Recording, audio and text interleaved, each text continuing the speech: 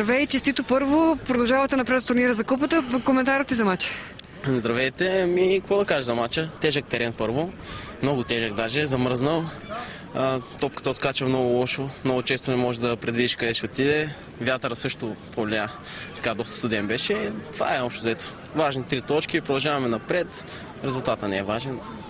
Това е. Трудно така пробивахте през първото полувреме защитата, сгъстената защита на домакините. Мисля, че първото полувреме повече привиквахме към терена и към това топката къде ходиш, за изобщо първото полувреме не бяхме свикнали на... Нали, не че нещо, но играем малко по-добри терени и второто полувреме показахме вече долу-горе какво можем и това е. В понеделник и жребия за четвъртфиналите, кой отбор си пожелаваш? За мен няма значение. Който иде, така или иначе, до финала трябва да минем през всички така. Мислиш ли, че купата е по-прекия път на ЦСКА към участие в евротурнирите?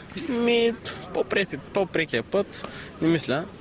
Имаме и добри шансове в първенството. Още има толкова много мачове, всички се дънят, така че има много време. Още няма какво да правим сметки сега през купа, през първенство. Така или иначе ние ЦСКА винаги играе и за купа, и за титла и ще бъде така винаги. Остава още един матч до края на годината за ЦСКА, гостуване на Порто. Ще успеете ли да го изиграете на високо ниво, да не мислите за предстоящите празници?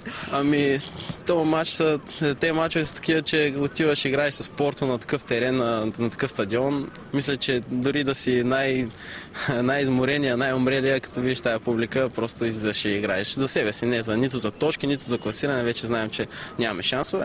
Излизаш и всеки да покаже каквото може, да се позабавлява малко, ако можем, ако не. Накрая кратката ти равносметка за изминалия есенен полусезон за ЦСКА. Тежък, много тежък сезон беше. Знаете през какво минахме, и смяна на треньори, и много неща. Искам по-скоро да го забравяме и да идва следващия. Добре.